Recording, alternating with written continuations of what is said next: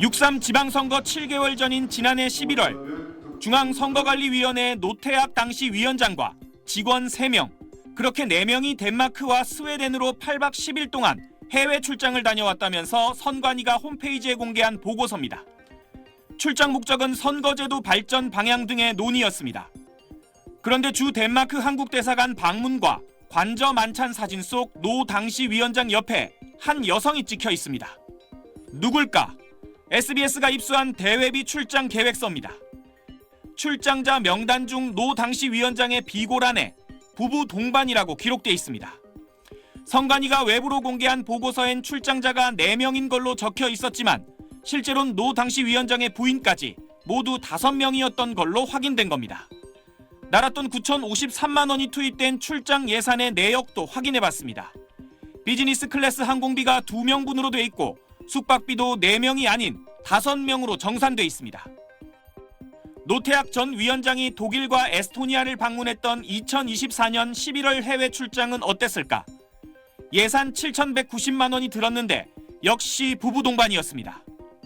선관위는 이때도 외부로 공개한 출장 보고서엔 이런 사실을 기재하지 않았습니다. 대법관이기도 했던 노 전 위원장은 중앙선관위원장으로 재임한 4년 동안 3차례 해외 출장을 다녀왔는데 모두 부부 동반이었던 걸로 확인됐습니다.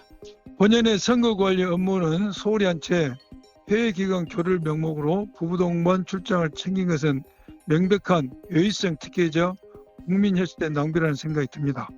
덴마크 스웨덴 출장 보고서엔 노 전 위원장이 만난 현지 인사들이 덴마크 코펜하겐 시청 국장, 스웨덴 선거관리청 팀장 등 실무진 위주였던 걸로 기록돼 있습니다. 국가 의전 서열 5위의 격엔 안 맞는다는 지적도 나옵니다. 일정도 하루에 1-2개가 전부였는데 그마저도 한국전쟁 참전 기념비에 헌화만 하고 끝난 날까지 있었습니다.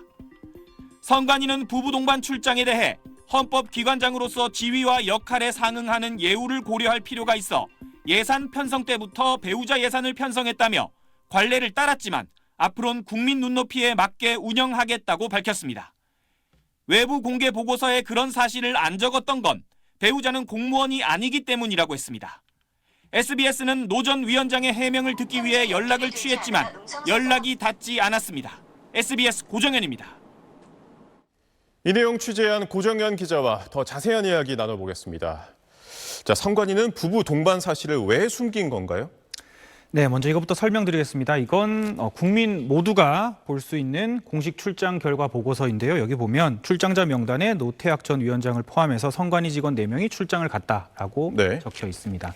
반면에 이건 비공개 서류인데 이 출장 계획서인데 노 전 위원장 이름 옆에 부부 동반이라고 적혀 있습니다.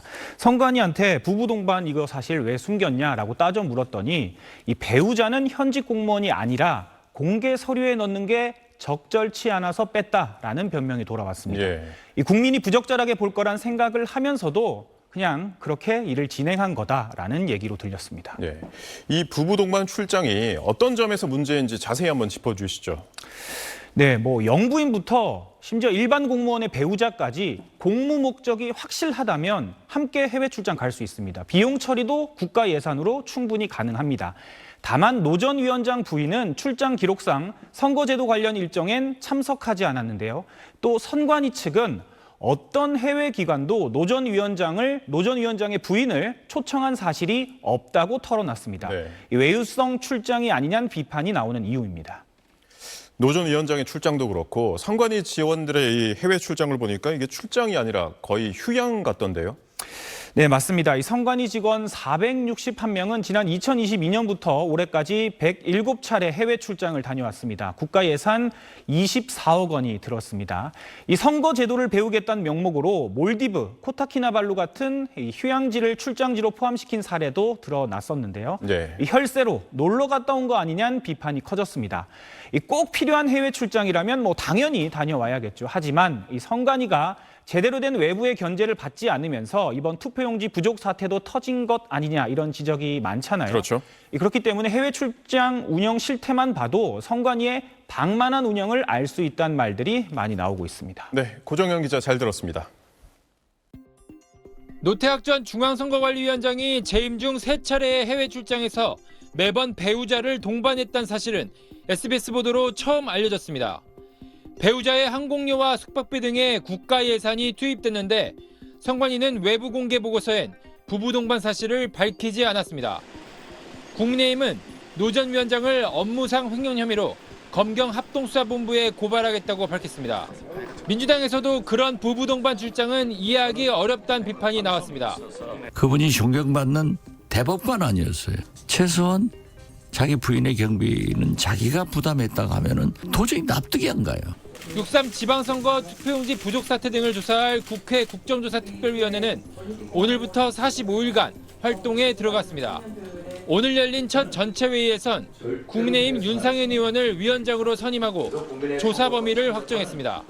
국조특위는 투표용지가 제때 공급되지 않아 투표가 중단됐던 구체적 경위와 일련 번호 없는 무번호 투표용지를 사용하도록 했던 의사결정 과정을 집중적으로 따져볼 계획입니다. SBS 김관진입니다. 중앙선거관리위원회에 6.3 지방선거일 투표용지 부족 및 대응 현황 보고서를 SBS가 입수했습니다. 투표 중단 사태가 가장 심각했던 서울 송파구 14개 투표소의 투표 마감 시각도 담겨 있습니다. 저녁 6시 18분부터 밤 10시까지 제각각이었습니다. 가장 늦게 투표가 끝난 잠실 7동 이 투표소를 따져봤습니다. 이곳에서 투표는 오후 4시 46분부터 5시 39분까지 중단됐다가 재개됐습니다. 대기표까지 나눠주며 투표를 진행했지만 결국 마감 시각을 늦춰야 했습니다. 마감 시각은 언제 결정됐을까? 서울시 선관위 관계자들이 논의한 뒤 서울시 선관위원장에 보고한 시각이 밤 8시 30분이었고 밤 8시 50분에야 밤 10시로 연장이 결정됐습니다.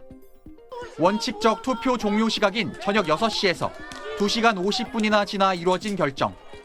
선관위는 투표소에서 소란이 지속돼 의사결정에 시간이 걸렸다고 해명했습니다. 대기표 받고 집으로 돌아갔던 이들 가운데 12명은 끝내 참정권을 행사하지 못했습니다. 투표하러 왔는데 용지가 없었고 기다리다가 결국 돌아가서 못한 게 12명이 지금 있는 겁니다. 보고서에서 선관위는 재발 방지책도 언급했습니다. 그런데 보고체계 구축을 위해 AI 기반 상황관리 시스템의 도입을 검토하겠다고 밝힌 대목이 있습니다.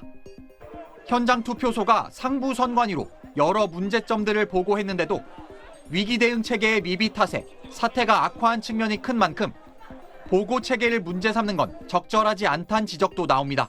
송파 직원들이 보고했잖아요. 사실 본질적인 거는 비상 이슈가 발생했을 때 안건별로 어느 선에서 빨리 대응을 할 것인가, 그게 제일 큰 거 아니에요? 사실. SBS 박재현입니다.